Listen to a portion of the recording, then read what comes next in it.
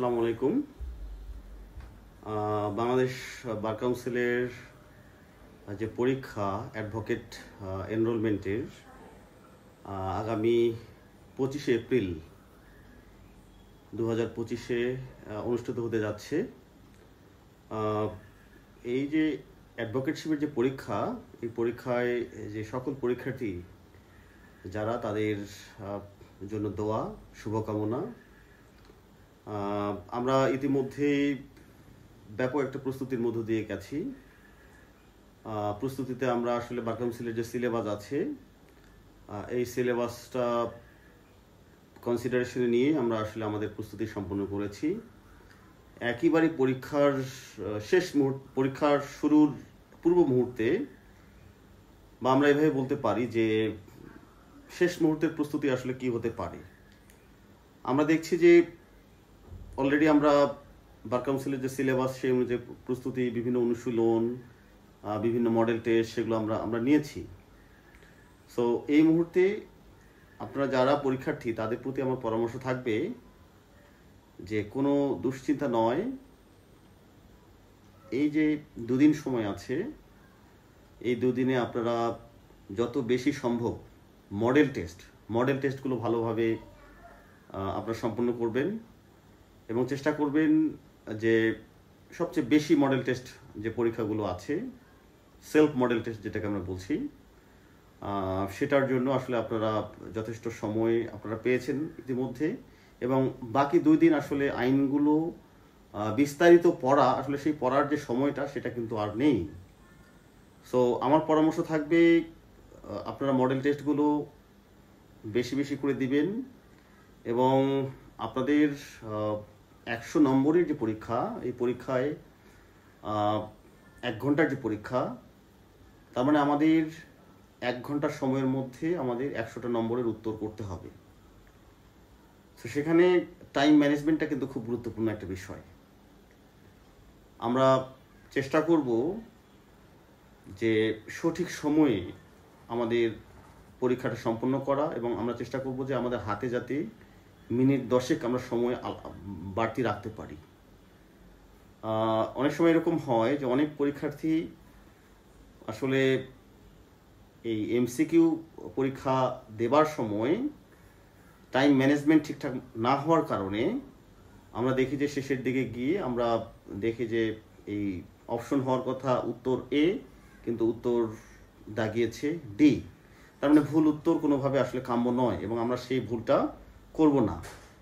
So যেটা আমি বললাম যে নিয়মিত মডেল টেস্ট অংশগ্রহণ করা, পাশাপাশি সময় যে ব্যবস্থাপনা, টাইম মেনটেনেন্স, সেটার দিকে একটু বাড়তি নজর রাখা।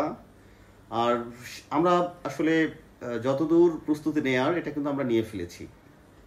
নতুন করে আসলে আইনগুলো ডিটেইল পড়া, সে পড়ার সময়টা কিন্তু আমাদের খুব বেশি থাকছে না। সো স্বাভাবিকভাবে এই 2 দিনেই আসলে খুব বেশি নতুন প্রস্তুতি নেওয়ার আসলে সুযোগ নাই। এই জন্য আমার পরামর্শ হচ্ছে যে বাড়তি যে দুশ্চিন্তা, সেটা আসলে করার দরকার নেই।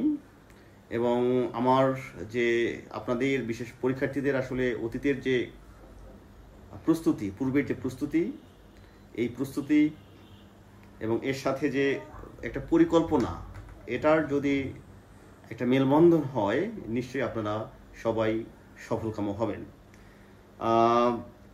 আরেকটা ব্যাপার হচ্ছে যে মানে পরীক্ষার হলের ভিতরের যে ঘটনাটা যেটা ঘটে, যে প্রশ্ন পাওয়ার পরে আমাদের কাছে মনে হয় যে সবগুলো উত্তর আমার জানার মধ্যে এসেছে। আসলে কিন্তু যারা প্রশ্ন তৈরি করেন বা এই প্রশ্ন তৈরি প্রক্রিয়ার সাথে যারা জড়িত থাকেন, তারা কিন্তু একজন পরীক্ষার্থীকে কিভাবে কনফিউজ করা যায়, তারা কিন্তু সেই বিষয়টা খুব যত্নের সাথে করে থাকেন। এই জন্য ফর এক্সাম্পল আমরা বলতে পারি যে এই দেওয়ানি কার্যবিধিতে রেস জুডিকাটা কত ধারায় বলা আছে। আপনাকে দেখবেন যে সেকশন 10 দিবে, সেকশন 11 দিবে, এবং এর সাথে আরও কিছু সেকশন 12ও দিতে পারে। এরকম আরও কিছু সেকশনস আপনার এই যে 4টা যে অপশন, এই অপশনের মধ্যে থাকতে পারে। তার মানে এখন আপনি এই রেস জুডিকাটা, রেস সাবজুডাইস, আপনি দেখবেন যে এই দুটার মধ্যে অনেক সময় কি হতে পারে, একটা কনফিউশন হতে পারে। সো আমি জাস্ট একটা এক্সাম্পলের কথা বললাম। সো এরকম কিছু ট্রিকি যে কোশ্চেন আপনাদের কাছে খুব সহজ মনে হতে পারে, কিন্তু আলটিমেটলি যেটা হওয়ার কথা সেকশন, ফর এক্সাম্পল একটা হওয়ার কথা, আপনি উত্তর দাগিয়েছেন আরেকটা। সো এই ভুলগুলো কোনোভাবেই আমাদের অ্যাটলিস্ট এই 1 ঘন্টার সময়ের মধ্যে কোনোভাবেই আমরা করব না। এই জন্য যেটা দরকার সেটা হলো পরীক্ষার হলের একটু নিজেকে শান্ত রাখা, নিজেকে স্বস্তির মধ্যে রাখা, রাইট, এবং একটা কনফিডেন্স, একটা আত্মবিশ্বাস থাকা। আবার এরকমটা করা যাবে না যে ওভার কনফিডেন্স, অতি আত্মবিশ্বাস নিয়ে আপনি 100টা প্রশ্নে দাগিয়ে ফেলেছেন। এতে করে কি হতে পারে যে আপনার ভুল উত্তর এবং নেগেটিভ মার্কিং, রাইট, সেটা হওয়ার একটা সম্ভাবনা থাকছে। সো আমরা এই ভুল উত্তরগুলো এড়িয়ে যাব, এরকম কোনো আত্মঘাতী কোনো উত্তর দেয়া, রাইট, সেগুলো থেকে আমরা নিজেদেরকে বিরত রাখবো।